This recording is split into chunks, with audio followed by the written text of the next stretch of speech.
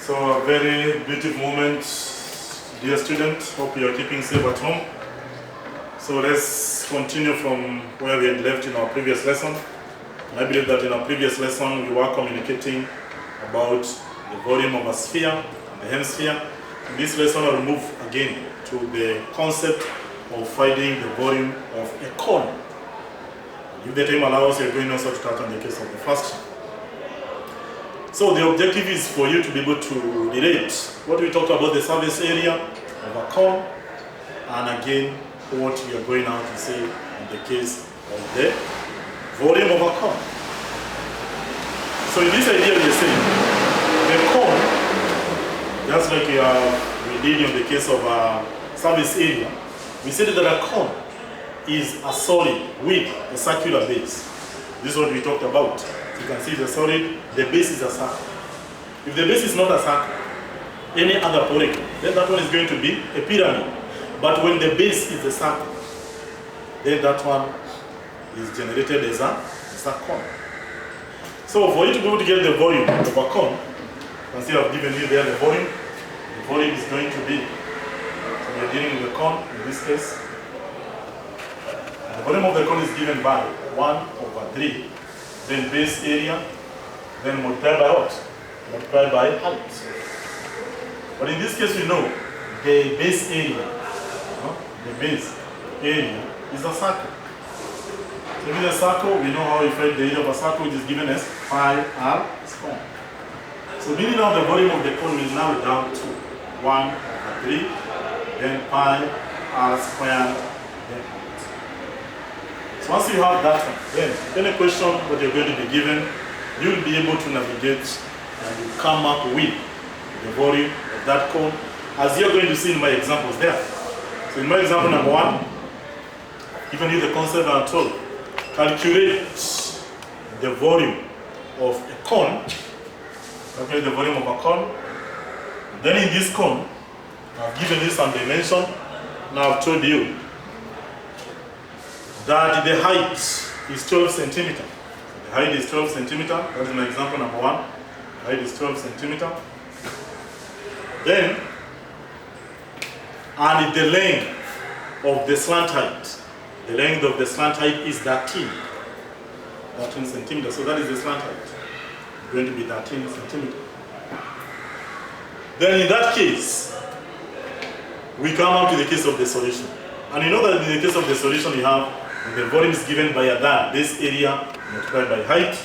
Just like you're saying the base is a circle, so meaning the radius is going to be given as a that pi r squared height. But now the problem is we have not been given the height. What we have been given is the slant height. So you need to come up, and then you use the Pythagoras theorem. This is our cone here, as you can see. So in this case of our cone here, that is our center there. The radius is one which you have been given us. You have been given the height, and you are told that the height is given as the what? The height is 12. This one which you have been given. This the height is 12 centimeter. Then the slant height is 13 centimeter. So meaning what we are missing is the radius. So meaning if we remove this triangle, this is the right angle triangle here. You need to use the Pythagoras theorem. That is 13 centimeter. Then this one is going to be 12 centimeter. So to find our radius here, we need to be able to apply the Pythagoras theorem. In this case of the Pythagoras theorem, our radius is going to be given by the square root of the hypotenuse square, which is 13 squared minus 12 squared. So meaning our radius is going to be given by what? 169 minus 144. So our radius is going to be the square root of 25. So meaning our radius is 5. So once you get your radius is 5, then you continue, you substitute. You substitute 2, the formula, in order for you to come up with the volume.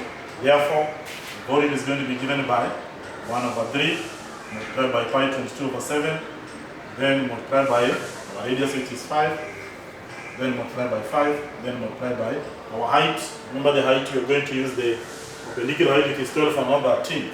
So multiply by 12. What is going to be our volume now? So when you substitute, That one is going to be 314. 14.3 centimeters.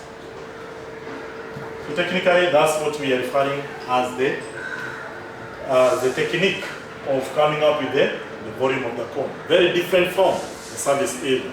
So the two topics, the question will be the one in the section 2, but the technique are very different. So you have to get the formulas for finding the surface area and also finding the formulas for finding the volume of the cone. So in a nutshell, this formula must be written in your revision book so that these formulas can be on your fingertips. At any point, you must be able to come up with the correct answer. Let's try to focus on another example there. And then this is not another example, so just move on. Just move on from that solid which you are calling a cone. And then we discuss now about another solid which is obtained from the cone and also from the frustum. And if you remember, the name of that solid was frustum. So from the cone, we go to the frustum.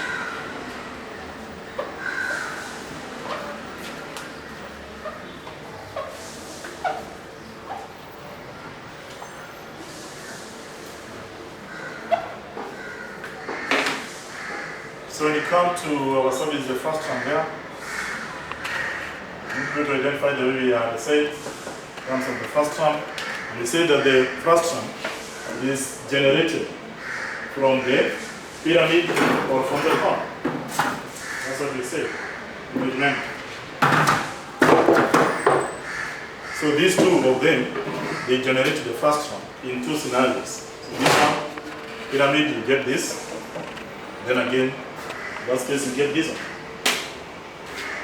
In terms of the first term, we are talking about the two parts. This one and this one. So this cone, this first term, generates from this. So when you cut this top part of a cone and then you remove it, the part that is going, the bottom part that is going to remain is this one. Then this one we are calling as the first term. So how do you get the volume of the first term? Again, this one is the pyramid.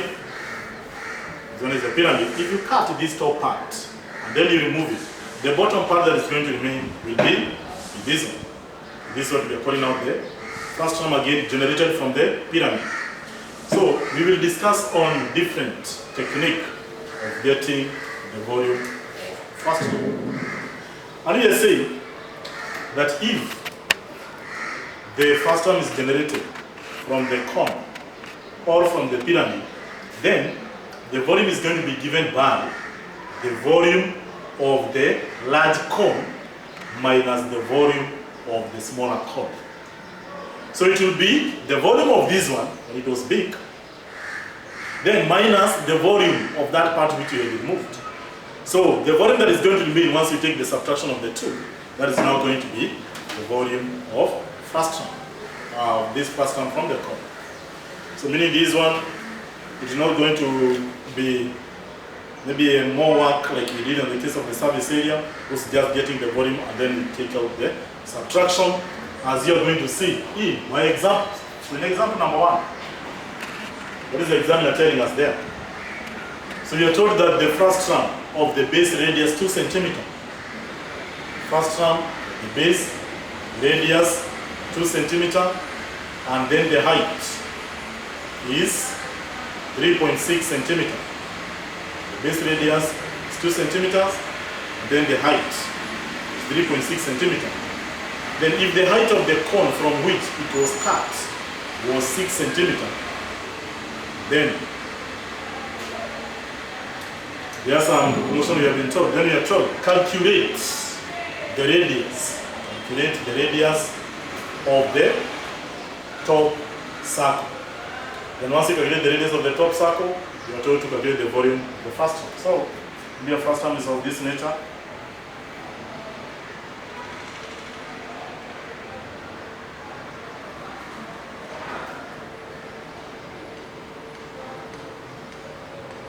You have this base radius, then you have this top radius. And we are told in our question that the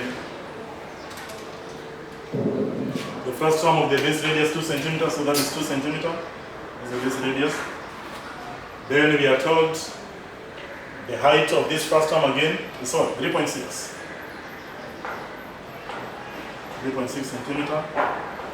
Then again you are told the height of the cone from which to start from. So you need to extend.